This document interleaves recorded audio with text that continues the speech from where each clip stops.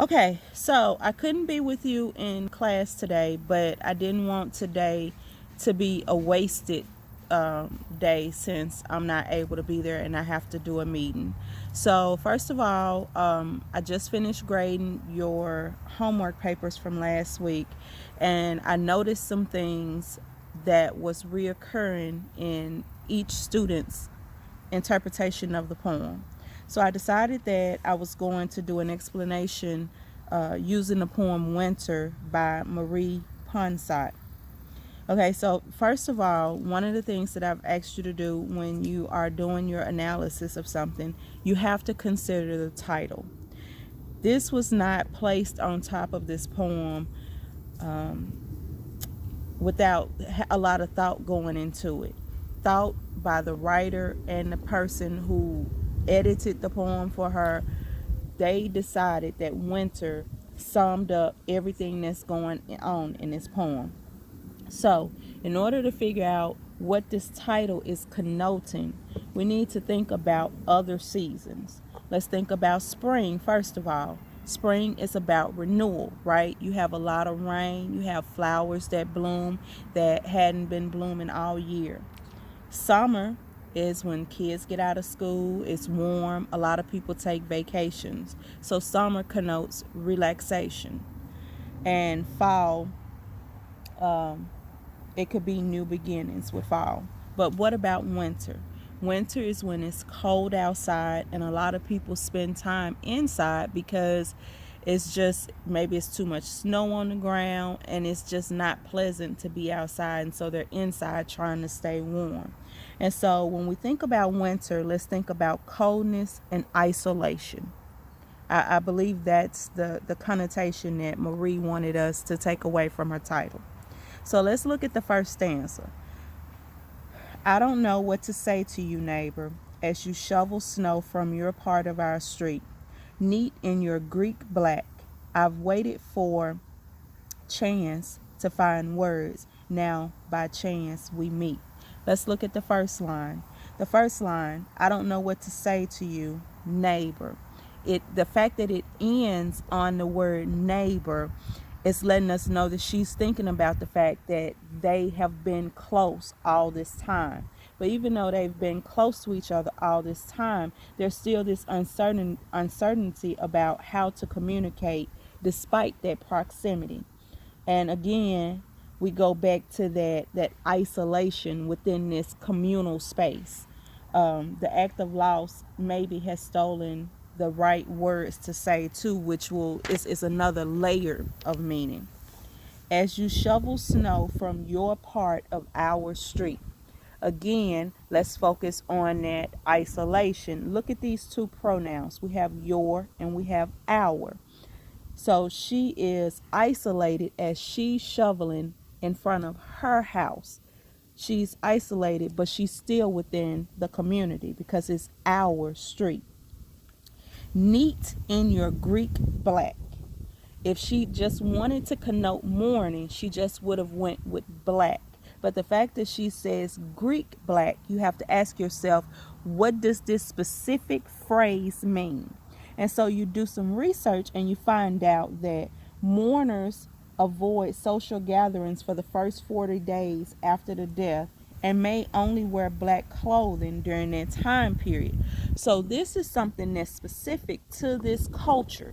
But again, it points to that isolation, right? Because they're avoiding social gatherings and they're alone in their mourning. They're the ones that's wearing the black. And so we get this isolation again, right? Despite the fact that you're part of a community and these neighbors in the community. Then we have, I've waited for a chance to find words. So she's been thinking about it, the speaker has, because something makes her feel like she should say something. Maybe it's just observing the other person going through their grief. When we observe someone going through a hard time, we want to reach out to them to say something. But again, she doesn't know what to say. But now by chance we meet. And still she doesn't know what to say. So chance has brought us here I've been able to avoid saying something to you because they've been avoiding the social gatherings, right? But because we both happen to be out here on this street during this winter time because of the snow, we know it's winter time. And again, loop back to the isolation. I've been able to hide in my house before because it's winter and nobody is really coming out. People are drinking hot chocolate, they are sitting by the fire, they're up under their blanket. So I've been able to avoid it up to this point. Now I have to face it. So they're facing this thing that they've been able to avoid up to now. Then the second stanza, we get a little bit of background, right? We took our boys to the same kindergarten 13 years ago when our husbands went. She ends, the writer ends the sentence with went. We don't know where the husbands went. The husbands could have went to work. The husbands could have went away, period. The husbands could have died. But what this says is the isolation of the women, right? Because you have these two women alone having to take their children to school. So even though they're proximal to each other, they're still isolated. Both boys hated school, and this is where we started to come together. So both boys felt the same thing about school.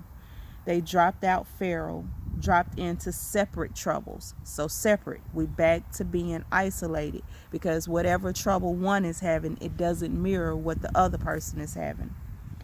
You shift snow fast, back bent. So we're back again on the lady who's grieving. But your boy killed himself. Back to the isolation. Your boy killed himself. 6 days dead. This gives us an idea of how long the lady speaker has been aware of their isolation. This is probably when she first started focusing on their isolation because she realized as she's watching this family grieve that she should say something, but she doesn't know what to say. My boy watched your wall when the police were done. He says, we weren't friends. So even though she says he says it, it's a question mark. So even he's unsure of their relationship because they've been isolated all these years. Because the fact that they were having separate troubles, they weren't getting in trouble together. It's just the simple fact that because we're so close to one another, we feel like we should feel something for each other. And in this situation, it's like it's putting a microscope on them, and they feel like, okay, it's so close by, and it's so terrible, it's so tragic, we should do something, but neither one of them knows what to feel at this point. The mother who's speaking and her son, neither one of them know what to feel. Why we have that question mark of we weren't friends, and shakes his head. I told him it was great he had that gun, and shakes. So you got to ask yourself, why is it great that he had that gun? Why does she feel that way? Is she saying something about the method that he chose for suicide? Is she saying that it was easier to kill himself by a gun? But what you do know is that she's further isolating herself from the woman that she's watched grieving, and shakes. But that isolation is starting to bother her. When do you shake? You shake when you're cold. You shake when you're nervous. You shake when you're angry. You shake when, there's a negative connotation here when you have the context of all the other lines. And so she shakes. Close to you, close to you. Who is the you? Who is the you that she is getting close to? You have a path to clear, and so you do. Is she saying, is at this point the you her son, or is the you her neighbor?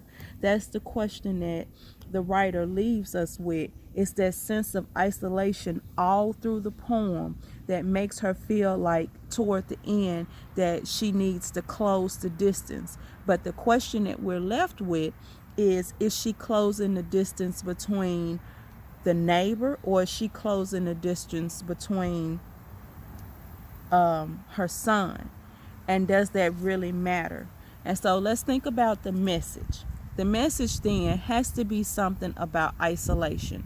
So I would say that the message is that even though we're close to people, even though and when I say close to people, it could be family, it could be friends, it could be a group of students in a classroom. We could be in proximal closeness to them, but that doesn't mean that we really know them or we know what's going on with them. And then we think about the exigence, because when we talk about rhetorical situation, we're talking about exigence, audience, and purpose. The exigence is the suicide. The suicide is the thing that made the writer sit down and say, I want to write this poem. This poem needs the message that this poem is going to convey. I need to write this poem. The audience. The audience could be everybody. Everybody is a potential audience for this poem, because we all have relationships where there's this complexity involved in a relationship, and that's really what this poem is showing us. It's showing us about how complex relationships can be, and about how we have to be intentional to close the gaps between us, and so that we don't have this isolation that drives us further and further apart, so that we don't know the right things to say to each other when we most need them.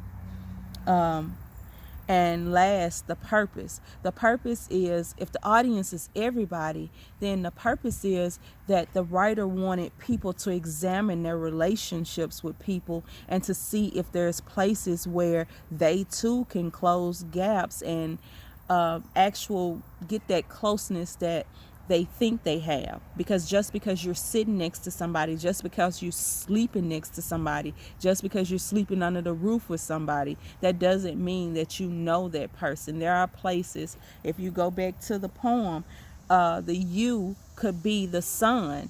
And in that case, that's a familial relationship where there's an opportunity to close the gap in the communication, so that those things that need to be said can be said, or so that those the people that's experiencing those emotions don't have to be so alone, because it's a terrible feeling to feel alone, especially if you're experiencing the grief of somebody you love. And so that's the essence of the poem Winter, and that's the rhetorical analysis that I was looking for when you did that. So if you want to, I want to offer you the opportunity to recover your grade if you're not satisfied with the grade that you had. I want you to go back to Hair Relaxer and Origin Story, and I want you to start with the title. And when you start with the title, you have to think about, what is the purpose of an origin story? A lot of people lean toward believing that this poem by Tiana Clark was just for black people or black girls with natural hair, and that's not necessarily true, because we have the words an origin story. And so you have to think about the purpose of an origin story and who the audience usually is for an origin story. When we tell origin stories, do we really just want our audience to be the people who share that same culture? Because if that's true, what's the purpose in telling the story? So if you want to recover your grade, if you look at your paper and you're not satisfied with your grade and you want a redo, your redo is to go back and reread the Hair Relaxer and Origin Story by Tiana Clark. I want you to come up with the message. What message is the author trying to convey? And I also want you to do the rhetorical situation. Remember, that's the exigence, the audience, and the purpose. So you're going to have to pay attention to her word choice. You're going to have to go line by line like I did with the Winter poem. Okay, also remember, you should be leaving with the sub today your your short answer responses to the book that you chose from summer reading. And you should also be leaving your second draft of your paragraph. Make sure you turn those things in. And so you have the option to redo. And also what we were going to do in class today, we were going to read from a hillbilly elegy. You should have picked that up. It starts with, I have a confession to make. I want you to read that and annotate that for class tomorrow, and we will do something with that in class tomorrow. If you have any questions, email me or send a message on Edmodo. And I hope you all have a wonderful, wonderful afternoon, and I will see you tomorrow.